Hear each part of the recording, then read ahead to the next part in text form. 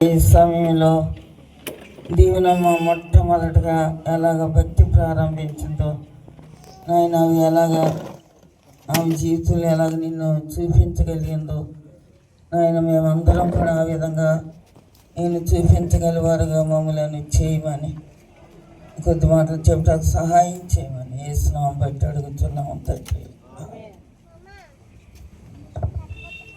మొట్టమొదట దీవెనమ్మ కాదు ఆవిడ పేరు నర్స.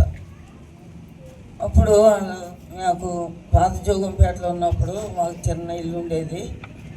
ఆ టైంలో సోమరాజు పుట్టలేనప్పుడు ఆమె సత్యభావం తీసుకుని ప్రార్థనకు వచ్చింది.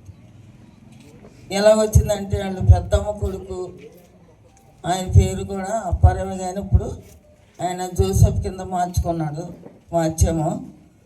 అలాగే ఆమె ఆ టైంలో కొంత కుటుంబ పరిస్థితిని బట్టి కొద్ది కష్టాల్లో పడ్డది. ఆ కష్టాలను బట్టి దేవుని దగ్గరికి వాళ్ళన్నీ తీసుకుని వస్తే ప్రార్థనకు వచ్చేది. అలాగా ప్రార్థన ప్రారంభించింది. అలా కొంతకాలానికి చాలా శ్రమలు, మామూలుగా అంటే ఆమె శ్రమలు మనం వర్ణించలేము. ఏంటంటే భర్త వలన కూడా ఆమెకి సుఖం లేదు, అవన్నీ నేను చెప్పకూడదు, కానీ చాలా కష్టాలు పడ్డాయి. అన్నీ నాకు చెప్తూ ఉండేది. ఇక్కడ ఏం ఆ తర్వాత సత్యభవన్ నర్సీపట్నం హోటల్లో కూడా పనిచేశారు వాళ్ళు. అలా కొంతకాలానికి సోమరాజు పుట్టిన తర్వాత ఎదిగిన తర్వాత ఇద్దరు కుమారులు తీసుకుని ప్రార్థనకు వచ్చేది. ఆ విధంగా ఆమె దేవుణ్ణి మరి తెలుసుకోగలిగింది. వాళ్ళ అన్ని ద్వారా ఫెలోషిప్ ఎల్ఈఎఫ్ చర్చ్కి వచ్చేవాడు. అది ఎల్ఈఎఫ్ చర్చ్ అనమాట. అక్కడ మారుమనసు పొందింది ఆవిడ. ఆ తర్వాత ఇలాగ గాజువాకు వచ్చి కొండ మీద ఇల్లు కట్టారు. అక్కడ కూడా తీసుకెళ్ళింది నన్ను. నేను ఎక్కలేనమ్మా అంటే అలాగా ఆయన ఎక్కించి అప్పుడు కొండ మీద 2 గదులు కట్టారు వాళ్ళు, రేకుల సెట్. అక్కడ కూడా తీసుకెళ్ళి అక్కడ కూడా ప్రార్థన చేయించింది. ఆ తర్వాత సత్యబాబు సోమరాజు కలిసి ఒక మేడ కట్టుకున్నారు అక్కడ కొండ మీద. అలాగే ఆమె భక్తి జీవితంలో ఎప్పుడు కూడా జోగంపేటను మర్చిపోలేదు. జోగంపేట వస్తానే ఉండేది. ఎంత కనీసం సంవత్సరానికి 2 సార్లు అయినా జోగంపేట వచ్చి మా ఇంటి దగ్గరే ఉండి ప్రార్థన చేయించుకుని కొన్ని రోజులుండి నా దగ్గర. ఆ తర్వాత కొన్ని రోజులు మల్లవరం వెళ్ళింది, వాళ్ళ సొంతూరు మల్లవరం.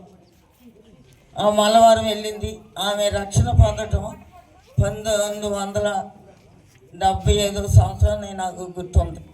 ఆ టైంలో ఆ సంవత్సరంలో మారినట్టు కనుక తన భక్తిని మరి చివరి వరకు ఎలా కాపాడిందో, చివరి వరకు మేము ఆమెని వెంటాడుతూనే ఉన్నాం.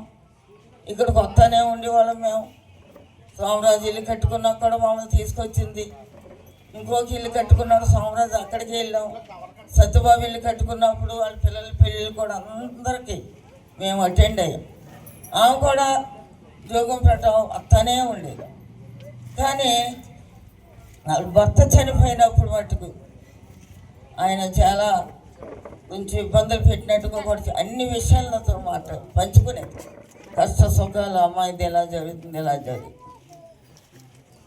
కనుక ఆ విధంగా ఆమెను బలపరిచి జోగంపేటలో ఉండి ఆమెను ఎంతో భక్తి నేర్చుకుంది. మరి చివరి టైంలో ఆమె రాలేకపోయింది.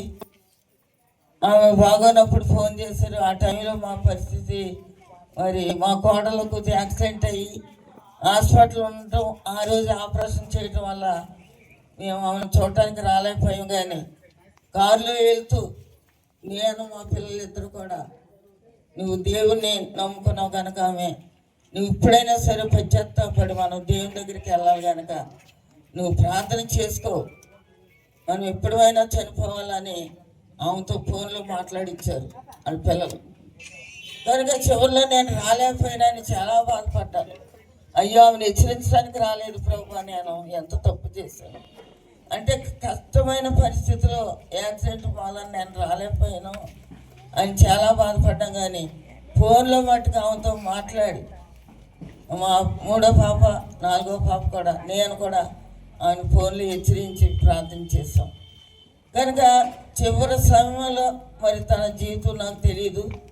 సోమరాజు మరి ఎంతో పరిచర్య చేసినట్లుగా మరి చెప్పాడు. సత్యభామ కూడా తల్లి అంటే, ఇద్దరు కొడుకులు కూడా తల్లి అంటే చాలా ప్రేమించారు. ఎందుకంటే ఆమె కష్టాలు పడే బిడ్డలు పెంచి వాళ్ళని పైకి లేకదీసింది ఒక స్త్రీ అయినప్పటికీ. తండ్రి అయితే అంత బాధ్యతగా ఉండేవాడు కాదు. ఆ తండ్రి సంగతి మాకు తెలుసు కనుక చెప్పి, కానీ స్త్రీ అయినా సరే ఈ గాజువాకు వచ్చి ఒక హోటల్లో చేరి మొత్తం మీద కొండ స్థలం ఆక్రమించి ఇల్లు కట్టుకెళ్ళగలిగిన భాగ్యం ఆమె ప్రార్థన ద్వారా, ఆమె యొక్క విశ్వాసం, భక్తుల యొక్క పరిచర్య, జోగుపేట సేవలో ఆమె ఎంతో బలం పొందింది. మరి చివరిలో ఆమె చనిపోయింది. ఆ చనిపోయినప్పుడు చూడటానికి రావడానికి దేవుడు అవకాశం ఇచ్చాడు. ఈ దినం కూడా ఏమైనా రావాలండి అమ్మగారు అని చెప్తే మరి ప్రయాసపడి జోగుపేట నుంచి మేము రాగలిగాం. మరి ఆ పిల్లల కొరకు, వాళ్ళ కొరకు కూడా మేము, వాళ్ళ పెళ్ళిళ్ళ కొరకు కూడా మేము వచ్చి వాళ్ళ కొరకు ప్రార్థన చేసిన దినాలు ఎన్నో ఉన్నాయి. కానీ ఇక్కడంటే ఇక్కడ పరిచర్య తక్కువ. ఆమె జోగుంపేట సావాసం పరిచర్య ఆమె ఎక్కువ. ఆమె విశ్వాసం అక్కడే నేర్చుకో. కనుక చివరిలో మరి తన ఆత్మ ఎలాగ వెళ్ళిందో మనకైతే తెలియదు. దేవుని దగ్గరికి వెళ్ళి ఉంటే అది ఎంతో సంతోషం. ఆమె మరి భక్తి జీవితంలో, చివరి జీవితంలో ఆమెని దిద్ది ఆమె చేత ప్రార్థన చేయించుకోవాలి లేరు కదా ప్రభు అని బాధపడ్డాను. కనుక సైతాను చివరిలో కూడా మోషేని ఎలా శోధించింది, ఆ విధంగా శోధించడానికి సైతాను అవకాశం దొరుకుతుంది. ఎందుకంటే ఆమె బలహీనరాలు అయిపోయింది. ఆమె బలహీనరాలు అయిపోయినప్పుడు ఆ మంచం దగ్గర చేరి వాక్యాన్ని చెప్పి, ఆమె నువ్వు ధైర్యంగా ఉండు, ఈ బలహీనతలకు నువ్వు భయపడొద్దని ఎవరైనా చెప్పుంటారని నేను అదే బాధపడుతున్నాను. కనుక మనం అందరం ఒక దినం అక్కడికి చేరాలి. ఆ కుమారులు, పెద్ద కుమారుడు దేవుని వల్ల బాప్తీసం తీసుకున్నాడు మనవడు. మరి సోమరాజు కూడా మరి ప్రార్థనలో ఆశ ఉండేది. మరి కొన్ని పరిస్థితులు బట్టి ఆ కుమారుడు మళ్ళా వెనక్కి వెళ్ళిపోయాడు. దాని విషయంలో కూడా మేము బాధపడతాం.